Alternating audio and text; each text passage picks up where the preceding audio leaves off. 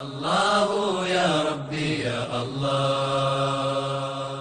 আজকে নারী, সম্ভ্রান্ত নারী, স্বাধীনা নারী, তারাই যাদের স্কার্ফ আছে, যাদের জিলবাব আছে, যাদের বোরকা আছে, যাদের শালীন পোশাক আছে, আলহামদুলিল্লাহ। এই পোশাক দেখলেই তো ভয় লাগে। পৃথিবীর যত বখাটে আছে, এই পোশাক দেখলেই আল্লাহর পক্ষ থেকে ওদের হৃদয়ে ভয় নেমে আসে। এরা স্বাধীনা নারী, এরা সতী সাধ্বী নারী, এরা সচ্চরিত্রা নারী, সম্ভ্রান্ত নারী, এরা মানব জাতির মা হওয়ার 16 আনা যোগ্যতা রাখে, আলহামদুলিল্লাহ। এদের সন্তান হাবাগোবা হবে না, অটিস্টিক হবে না, এবনর্মাল হবে না, পাগল হবে না। আব্বা বলতে 7 বছর চলে যাবে না এদের। এখন তো এমন উন্নত হলেন, উন্নতির যে কি পরিমাণ ছড়াছড়ি। আব্বা আব্বা ডাকতে 7 বছর, যেটা আমাদের 6 মাসও লাগে না, আলহামদুলিল্লাহ। আমার ঘরেও আমি দেখি আমাকে আব্বা ডাকতে আলহামদুলিল্লাহ 2-3 মাস 4 মাস আমার শিশুরা আব্বা ডেকেছে। এখন মাসালা আসে, মাসালার তো কোনো শেষ নাই। হুজুর এইটা কি করব? 6 বছর আগে দেখেছি আব্বা বলতো, এখন সেটাও আস্তে আস্তে নাই, চলে যাচ্ছে।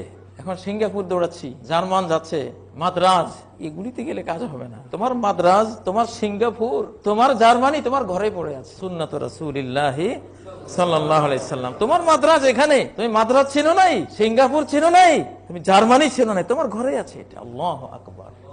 এমন এক জীবন, ও আনতুমুল আলাউনা ইন কুনতুম মুমিনিন, তোমরা সবার ঊর্ধ্বে, সবচেয়ে সুস্থ, সবচেয়ে সবল, সবচেয়ে জ্ঞানী, সবচেয়ে সম্মানী, সবচেয়ে উৎপাদনশীল, সবচেয়ে স্বাধীন, সবচেয়ে জ্ঞানে গুণে উন্নত কখন হবা? ইন কুনতুম মুমিনিন, যদি ঈমানের শর্ত পূরণ করতে পারো, ঈমানের শর্ত যদি ফুলফিল করতে পারো। তাহলে আজকে আমরা তো যারা বুড়ো তারা তো গিয়েছি, এদের চিন্তা করে আমার লাভ নেই। যারা আধা মরা হয়ে গেছি, পুরা মরার জন্য এখন রেডি, যারা আমাদের তরুণ, আমাদের তরুণী, তরুণদের উচিত কোন তরুণীর চরিত্র নষ্ট না করা, কোন তরুণীকে পারিবারিক জীবন ছাড়া পেতে চেষ্টা না করা। কারণ এটা আগামী মানব জাতির, সে একজন মা, তাকে নষ্ট করা কত বড় গোটা মানব জাতির উপরে অপরাধ।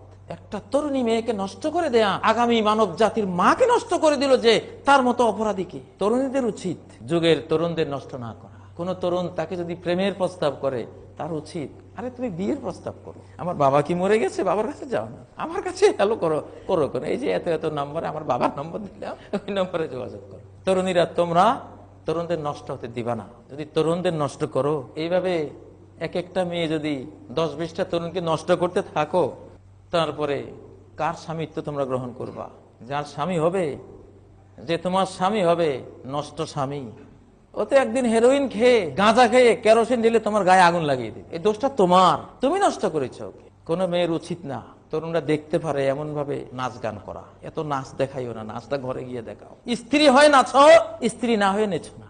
কারণ তরুণদের হৃদয়ে তোমাদের প্রতি যে আকর্ষণ, তরুণীদের প্রতি যে আকর্ষণ, এটা রব্বুল আলামিন দিয়েছেন একটা স্বর্গীয় পরিবার, মায়া মমতা জড়াজড়ি করা একটি ঘর নির্মাণের জন্য।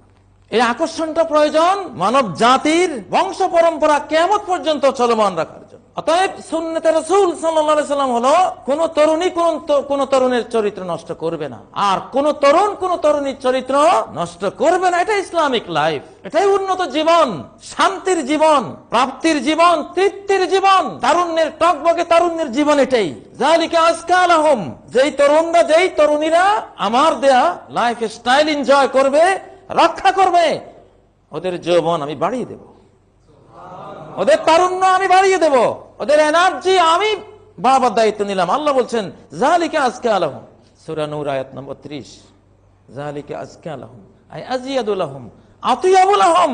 এটা বেশি পবিত্রতা আনবে, তোমার এনার্জি আনবে, তোমার যৌবনকে বেগবান করবে, তোমাকে উৎফুল্লতা দেবে, শান্তি দিবে, তোমাকে সাথ দেবে। চিত্ত বিনোদনের জন্য কোথায় যাও তুমি? চিত্ত বিনাশনের জন্য যাও। ওটা চিত্ত বিনাশ, ওটা চিত্ত বিনোদন নয়। লা ইলাহা ইল্লাল্লাহ, লা ইলাহা ইল্লাল্লাহ, লা ইলাহা ইল্লাল্লাহ, মুহাম্মাদুর রাসূলুল্লাহ।